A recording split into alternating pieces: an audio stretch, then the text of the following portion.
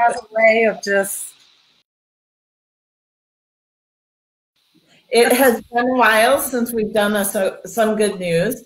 I started the Some Good News back in May because I felt like in my newsfeed I was being flooded with a lot of negative things, and I needed to focus on the good things that people were doing in the community, just to bring myself back up. And I figured with the elections coming up, we would all be in the need of some good news again. So today joining me, I have Malika Gardner. So thank you for joining me. Thank you for joining me. Malika is from Evanston Live TV, and if you're not familiar with that, I'll have her talk about that later. But I wanted her to come here today to talk about the work she's doing with getting the Black History Expansion Bill and the American History Bill passed. And so wanted to spend some time just chatting about that really briefly. So Malika, just to get started, what would you say is the gap in what is taught in history classes in Illinois currently? What is the gap? Yes. Well, it's right now in some schools they are teaching Black history, but they're only teaching a small part of our history. You know, they're starting our history at slavery, which that's not where our history begins. It's definitely a part of our history, but our history doesn't begin there. So the gap is that they're not telling the entire truth. And because they're not telling the entire story, the truth, I believe, and Representative LaShawn Ford believes, and many others are supporters that are coming on board, is that it does feed into systemic racism, because you're starting children young with believing that Black people started in shackles and chains, and that's not the truth. I wrote an amendment to Bill HB 4954, Representative LaShawn Ford's bill. His bill was to make sure slavery is taught in school, because some schools are not teaching it. Some are wanting to not continue to teach it. Some are wanting to change the narrative of it, trying to say that we were happy migrant workers. So HB 4954 was to assure that they would continue to teach slavery. The amendment that I wrote to the bill was to teach pre-enslavement, who we were prior to, because I think that that's important, and having that piece will start to chip away at systemic racism, starting kids young. So they'll know that Black people built civilizations and kingdoms. We contribute to medicine and architecture and literature, and you know, we did some amazing things. We were conquerors as well. You know, we conquered parts of Europe ourselves, you know. So those are things that I think other children who are not Black need to know about us, and that when we came over here, we built this country for free. Right. We built this country for free. So that comes with some respect, who we were prior to, and then the fact that we built this nation for free. But if you just look at how American history is taught now, I mean, even when I was a kid, when my mom was a kid, her mom was a kid, the textbooks really make it seem like, you know, the white man is the hero and he built this nation totally on his own and he is the superior race. So, you know, you're teaching that to a, you know, fifth grader. Of course, he's going to look at the Black children in his class and truly believe he is the superior race, and that, you know, the Black children in his class were slaves and contributed nothing. They came here in shackles and chains. So that is a problem. That is a serious, it creates a serious gap. And if that's embedded in you from childhood, plus on top of what you're being taught at home, And in the media and everywhere else. The media and everywhere else. And then not to mention what it does to the self-worth and self-value of Black children. You know, they need to know, if they're not learning it at home, they need to know you helped build this country. And you came from a rich history prior to becoming enslaved and terrorized. You were, you know, you came from amazing people. So I think that would do wonders. And it will help to build race relations, because all children would learn this part of history. And so we would have more of a respect for one another and appreciation for one another, because so many have contributed. And with the American History Bill, HB 4954 is a focus on Black history expansion. The American History Bill is a separate bill, which is being filed, so that's going to have a different number. Representative Ford said we need something that includes everyone. So even women, we're not really represented in American history lessons taught to our children. Our contributions, you know. Oh, so sew a flag, right? Right. We were in a sewing circle. That's that's about it. We sewed the flag. That's about it. And you know, we helped build this nation, you know, too. So it's and the Native Americans, the truth of the Native Americans, what actually happened there, and all of that needs to be told. And so Representative Ford, you know, with the American History Bill, he's saying, you know, if you're not going to teach it right, then stop teaching it. Let's suspend teaching it until it's taught right, because it's done way too much damage in our country, way too much. In my practice, I talk a lot to people about the importance of, you know, if you have a sleep issue or some type of issue going on in your body, a lot of times it's because you have something that you haven't faced. You have emotions that you're suppressing or trying to deny and pretend like they're not there. And until you acknowledge them and come to terms with them, you can't move forward. And so I look at this as similar. It's an illness that we have as a country, systemic racism, and we really have to be aware of it to heal. So I hear a lot of people talking about, you know, this is about making people feel guilty or ashamed. It's about being aware of the truth, and we have to be aware of the truth to be able to understand it and heal and move forward. Right. And that's true in our bodies and our emotions, and that's true as a country as well. So I see it as being really important for healing as well. Definitely. Do you believe that a lot of the trauma, generational trauma, I believe in generational trauma that a lot of us still hold? So, you know, the thing is, well, you know, I didn't do that to Black people. You know, why do I have to pay reparations? Why do I have to do this? You know, but I don't think people understand that trauma has been passed down for generations, and we hold it in our bodies in how we deal and how we choose to respond and react. What are your thoughts on that?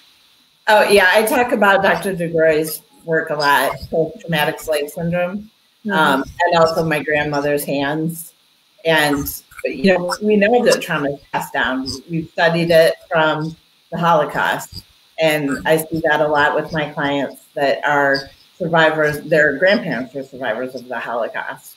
And so if that happened during the Holocaust, which was a horrible time period, but short in relation to slavery and Jim Crow and redlining and everything else, you know, it wouldn't make sense that it would only happen to Jewish people, right? That just doesn't make sense. Right. Yes, I agree. And it really wasn't that long ago. People are acting like it was like a million years ago. It wasn't that long ago that our families experienced that level of terrorism, and it still exists today. I mean, we're still. Right. We have Jacob Blake from Evanston, right? Yes. So yeah, we're witnessing it now, just sitting at home in our living rooms, and our family members are experiencing it. Our friends are experiencing. I mean, it's all around us. Mm-hmm. And I think that generational trauma has impacted white people as well, because you can't, even if let's say the white wife wasn't a part of the abuse and rape and murder and torture, which in many cases they were. So, but if they weren't, just seeing that, you can't not be impacted by that. Mm-hmm. And so the trauma that we've passed along that way, and the harm that we cause to our own family and our own people, mm-hmm. because of what has been passed down, is real as well. And so it's important to be aware of it and heal from that perspective as well. Mm-hmm. Definitely. Yes. A lot of work to be done. And I also agree. I grew up in a really small town. Everyone was white, and I always hated history. And I thought it was boring. I didn't know what it was. But I found that I'm really interested in history now, as I am seeing a broader picture. So I think part of it was just I wasn't represented in it. So why would I be interested? Because it doesn't show anything about me. But also it just, maybe I could kind of sense that it wasn't a very complete picture. So I think it's important just for people to, to be able to understand there's more. And that, I am thankful that my kids went to Evanston. We have some really damn good history teachers. And my son had Mr. Winchester, so, you can't get much better than that. But their history class is more about critical thinking skills. And, if this is what you're being taught in history, why? Who's the one telling the story? And what could the other parts of the story be? I think those are, if you learn those skills in history, you can apply them now, right? We have so many people that are stuck in conspiracy theories or thinking crazy things that if they learn some of those critical thinking skills and, why is this person telling me this? What do they get out of it? How do I know if it's a credible source? How do I see other perspectives beyond that? It helps us beyond history. Mm-hmm. I believe that. I truly believe that. I didn't really connect with the history lessons in school either. I was bored to tears. I don't even remember my history teachers' names. I did take African American history at ETHS just so I could learn more about my history. But the general American history class, yeah, I was bored to tears, and I just didn't connect to it. And so I think is something in us like, you know what, this isn't totally, something's not right here. We just didn't know, but we knew, like, why am I not retaining this information? I don't understand. Mm-hmm. Right. I think we just knew. Mm-hmm. Hello, Sun. I don't know if I'm saying your name right, but thank you for joining us. So we talked a little bit already about some of the impacts of having this miseducation. And you also talked a little bit about the proposal. So what are some of the next steps for getting the amendment passed? And how can people that are on here help with that? Well, they're going back into session in November. As of right now, it's a plan for them to go back in November. We don't know what's going to happen with COVID and everything. But right now, the plan is that they're going back to vote in November on these bills. So what we're doing now, I have like a great team, a great coalition of people who have been calling House representatives.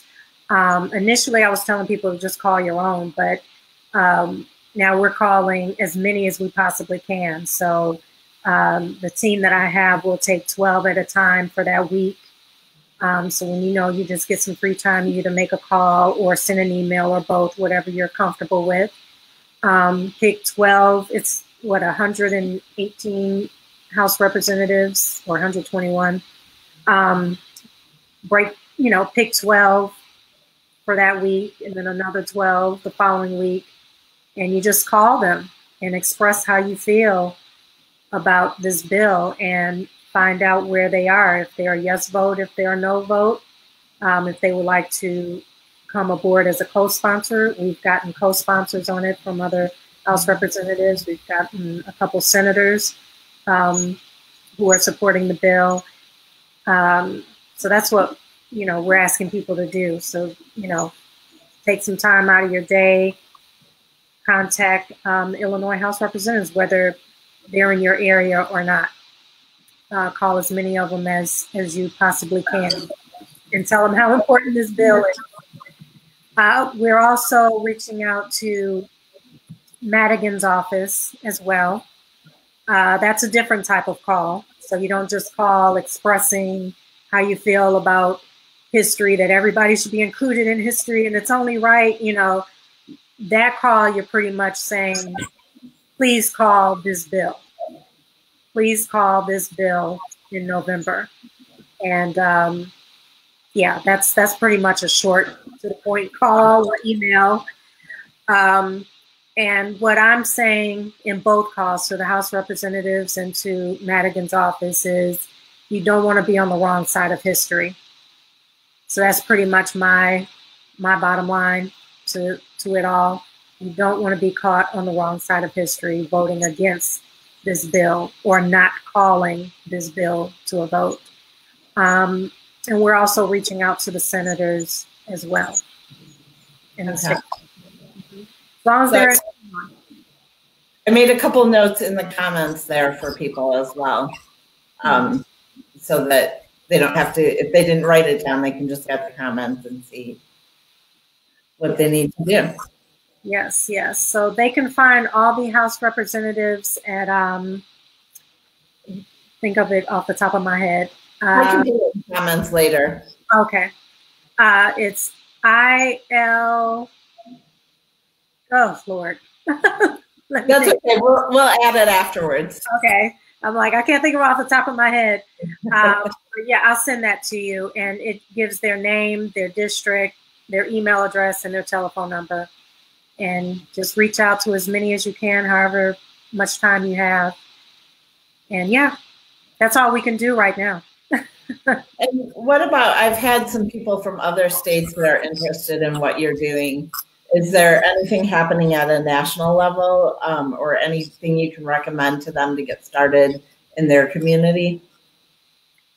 Well, I would suggest they get in touch with their House representative and see if there's a bill similar to what we're doing, if there's one out there already. Get in touch with that House representative who's chief sponsor on that bill and see how they can support and help push the bill. If they don't have a bill similar to what we're doing, then they need to contact their House representative or a House representative that they feel would get behind a bill like this, because sometimes your House representative isn't all that supportive of what you believe in, what you see, what your vision. Find one that is, and talk to them about it if they can create a bill like this one and get it out there. The American History Bill definitely got some national coverage, so that's when all the hate mail started coming, because it started becoming national. So, I mean, we were on CNN, like we were on like every outlet, every news station out there, because we did a few press conferences. And yeah, so word definitely started getting out there.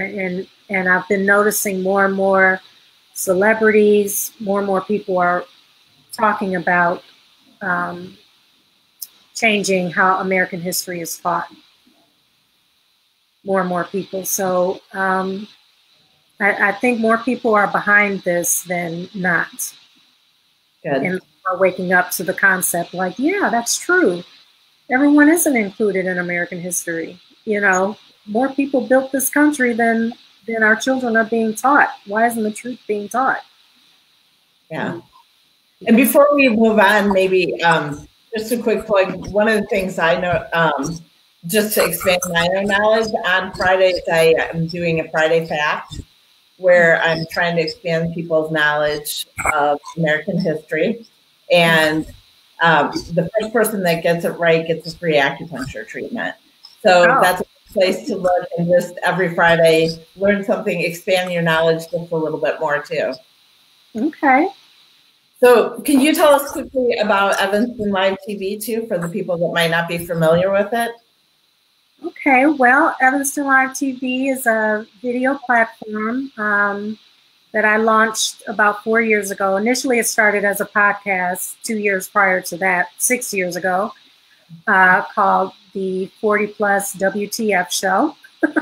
So I brought people on just to talk about what was going on in their life, their community, things that were on their mind in Evanston. And then people were like, you know what, I would love to see these people.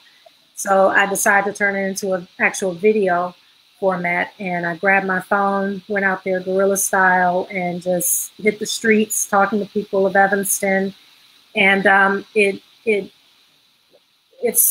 kind of took off because I started it during the election. Well, I didn't start it during the election, but that's when more and more people started knowing about Evanston Live TV. So I put all the Evanston candidates either in my car and drove them around and had conversation. I just put a little camera on my windshield. So, you know, I had Haggerty in the car. I had Brian Miller in the car. I had Rob Beatty in the car. I had like a lot of people in the car, driving them around, having them point out their vision, things that they wanted to do with Evanston. Or I would go into their home, like I was, you know, invite into Mark Timmons' home and Jeff's home, and, you know, just getting to know them more on a human, personal level, as opposed to just this name on the ballot.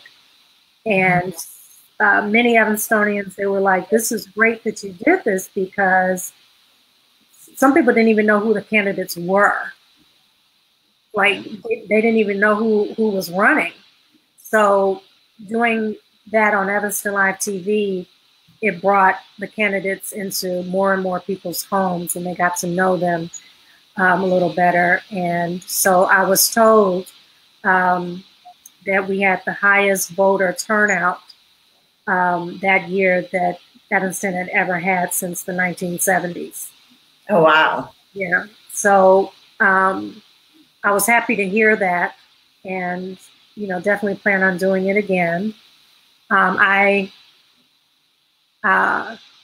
think it just really helped people to get to know them more, because after a while they forgot that the camera was on the windshield and they were just talking, you know. Like Brian Miller was considered the bad boy, you know, the youngest candidate running for mayor. And I think after being on Evanston Live TV, people got to see more of who he was. And so that changed some people who wanted to vote for him. Mm-hmm.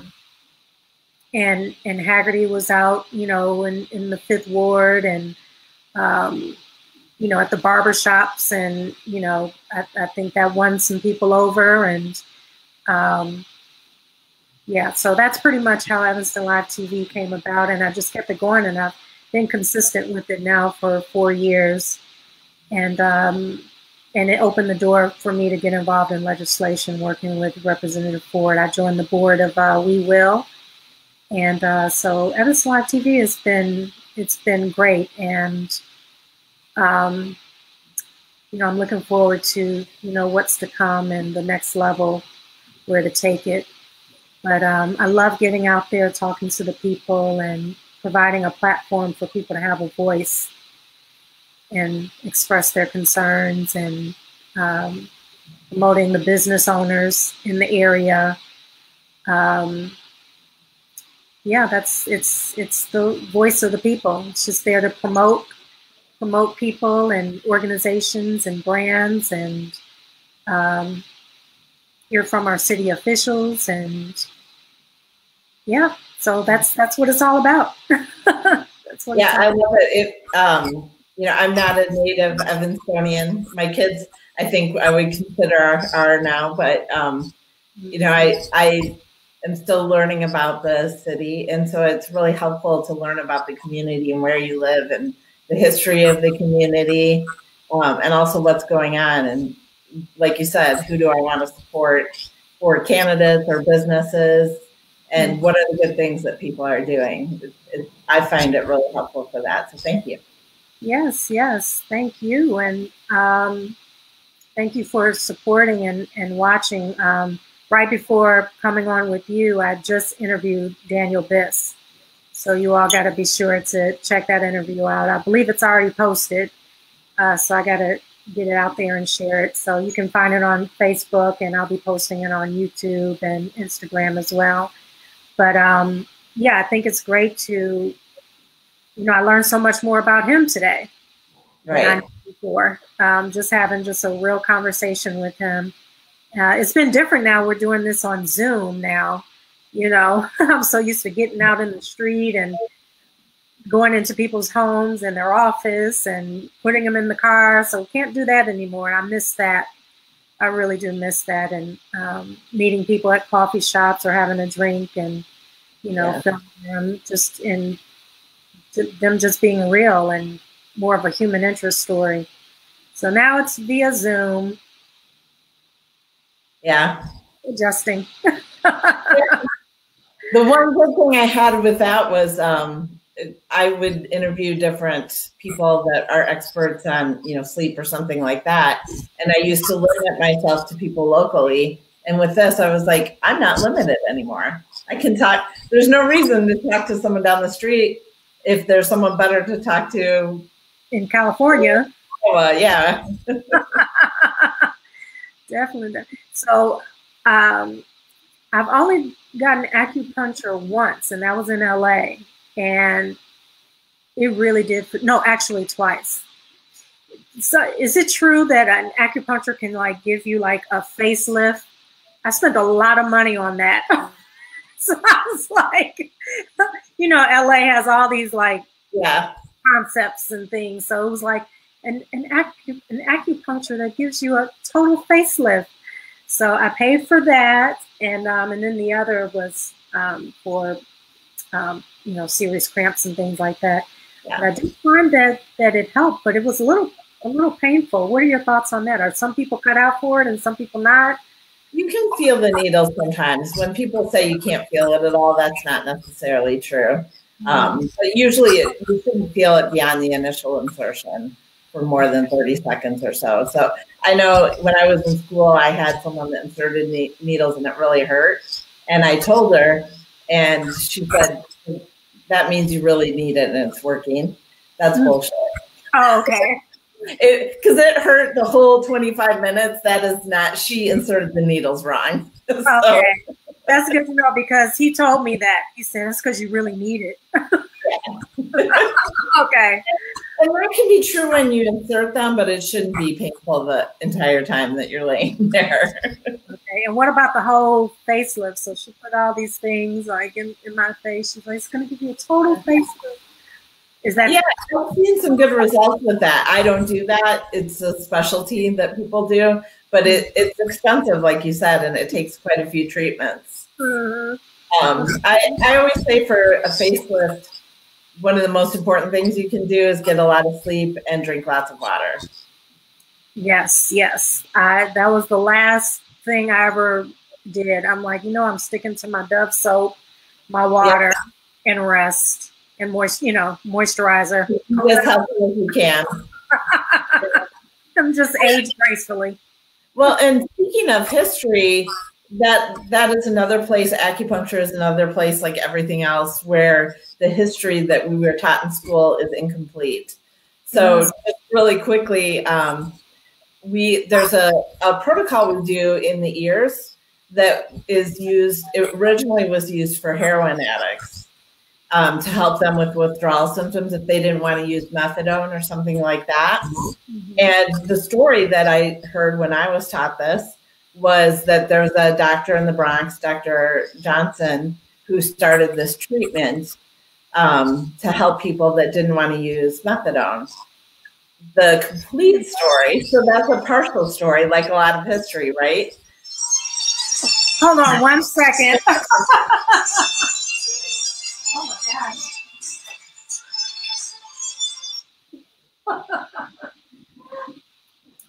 I'm sorry about that, Amy. That was my other phone. I thought I silenced all the phones in here. No problem. I apologize. I met this amazing acupuncturist from California and found out that the more complete story is that the Black Panthers sent a delegation to China. And while they were there, they met some acupuncturists that were called barefoot doctors and learned acupuncture and came back and started teaching activists acupuncture. And so when they started a detox clinic in Lincoln Hospital, some of the patients there asked for alternatives besides methadone. So one of the people that had learned acupuncture and had been teaching other people did some research and found in China that they used these ear acupuncture points. And so he started doing that in the Lincoln Hospital at the detox clinic. And that was Dr. Mutulu Shakur, who is Tupac's stepdad. Wow. And there's also another doctor, Dr. Smalls in California, who was one of the people that really started spreading acupuncture in the US outside of the Asian community. But we don't learn that history. So then, you know, there's COINTELPRO, like, had all these issues and infiltrated the Lincoln Detox Center. There was a murder that was involved. They killed Dr. Taft, who is a descendant of President Taft, and made it look like an overdose to discredit the detox center and closed it down. And then it was reopened across the street by Dr. Johnson, who happens to be white. And that's where the story began when I learned it, instead of the back story. Wow. So everything that we have, right? We have incomplete histories. We have incomplete history. So the Black Panthers used acupuncture. Mm-hmm. Wow. Now see, what most people are taught about the Black Panthers, I've had white people reach out to me like, well, they were this violent group that, you know, right. They hated white people and they were violent, and they, you know, how they portray Black Lives Matter right now. Right. And I told them, I said, no, the Black Panthers fed their community. They protected their community. That's what they were about. Yep. Now, yeah, they definitely would defend, you know, against police brutality. And I wish we could do that today. You know, I wish we had that today. But they were all about the community and helping their community. And so that would be wonderful for people to know that they were into acupuncture. Like that, you know what I mean? Yeah. Oh. It was part of the health centers that they were setting up. Yes, yes, yes. Because they were very focused on feeding the community, healing the community. Mm-hmm. Yes. And we don't hear about those things because there were counterintelligence groups infiltrating and literally creating discord and trying to prevent them from being successful, which is why the drugs were in the community in the first place. Those were being exactly part of that whole plan. Exactly. So I'm going to have you on Evanston Live TV so you can come on and talk about that, because that definitely needs to get out there. So many people have, you know, a misperception about the Black Panthers and who they were and what they did for the community. And it makes me so mad. And yeah. I think Black Panthers should be taught in American history lessons. You know, yeah. So pretty much they start Black history in slavery, and then they take us to, you know, Martin Luther King and Rosa Parks, and, you know, that's about it. Like we get maybe 2 pages. My God, are you kidding me? I mean, the Black Panthers alone, if that doesn't, you know, feed some esteem into a Black child with what really happened with them, I don't know what to say. And then to other children, like, wow, they had the Black Panthers. They fed the community. They did this. They did that. But I mean, look what they're doing to Black Lives Matter. Right. Same thing. Yeah. Yeah, and in the community that I grew up in, I don't remember if they talked about Black Panthers in school or if it was something I heard at home, but I heard exactly that narrative. They're dangerous, they're scary, and it's just interesting because of my learning. So to your importance of the learning, I've completely flipped to where when we went to Kenosha to support the Blake family, when they had the press conference and the rally, the Black Panthers were there providing protection, and I felt safe because they were there. So, like, from my childhood story to this, it was just completely different because of education. And I was like, okay, we're safe today because we have them here protecting us. Mm-hmm. That would be interesting. You know, they're talking about police reform, and not using taking some of the responsibility off of the police in terms of public safety. I talked about that with this morning. I mean, if we had organizations like the Black Panthers here, I don't know if we do. I mean, we don't hear about them so much. Here, definitely not here in Evanston or in Chicago. But I believe that they could definitely contribute and take some of the pressure off of the police in certain matters. You know, they could de-escalate a lot of things before the police even have to be called. You know, that's a thought. What are your thoughts on that? So that scares me. And like I said, I feel safe with the Black Panthers. What scares me is if we have them, what about some of the militias? Because again, in Kenosha, I felt safe with the Black Panthers there, but that right-wing militia groups certainly did not make me feel safe. So how do we check the validity of the organizations would be my concern.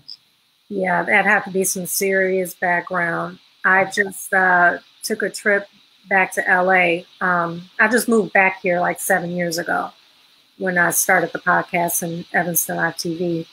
And I just went back to tie up some loose ends that I didn't finish. And I love long road trips. So it was my plan to fly out to LA and then drive some of my belongings back. And because of these militia groups, I chose to fly back. I chose to fly back because I'm like, you know what? It's a little crazy out there right now. I mean, it's always been there, but it's like crazy right now. Yeah. So I could pull over for some gas and I might not make it home in one of these little towns. If I was to drive through Texas, you know, some white friends of mine actually said, you should probably fly. And if you still choose to drive, do not drive through Texas because they have those Confederate flags out. You know, if you pull over for some gas, you might have a problem. They're actually giving everybody a hard time who walks into a gas station with masks, wearing masks. Mm-hmm. You know, it's just really crazy out there right now. So you might want to rethink driving. And there's another route you can take, but still you would be going through states where you know the militias exist. So it's scary. It is really scary. They are scary. Now they are scary. They are scary. And but you don't hear about them doing things like healing or feeding the community. No. Maybe they are, and I don't hear about it. No, we actually saw the young boy. What's his name? Kyle Rittenhouse. Mm-hmm. He literally just shot them on camera. Those two young men, and it's frightening in that he didn't show up for his first court appearance. Like he had that luxury, that privilege to not, like, you killed two people and you show up for court. It's, you know, that is horrifying to me because they exist in the police department, they exist in the court system. The militias are everywhere, and it's scary right now. And I hate that I can't take a long road trip, Right. You know, anymore. Well, I shouldn't say anymore. It may change with a new administration. But right now, with this administration, I was like, no, I better fly back. Right. I might have to get back. Well, we could probably talk all afternoon, but thank you very much for joining. And please make sure that you guys call your House representatives, the Illinois House representatives, not your state one, or the state one, I should say. And there's information in the comments, and we'll put the contact information there as well. If you are watching this after the fact, if you have questions, still post those here, and I'll make sure that I get those to Malika so we can get you answers for that as well. All right. Thank you so much, Amy. Thank you. Thanks for joining me. This is great. Yeah, you have to come on Evanston Live TV. I want to learn more about the history of acupuncture and the Black Panthers and all of it. You're like a wealth of history and knowledge here, so I'm excited to have you on. That sounds great. Thanks a lot. All right. Thank you for having me. Have a good day. Okay. Bye.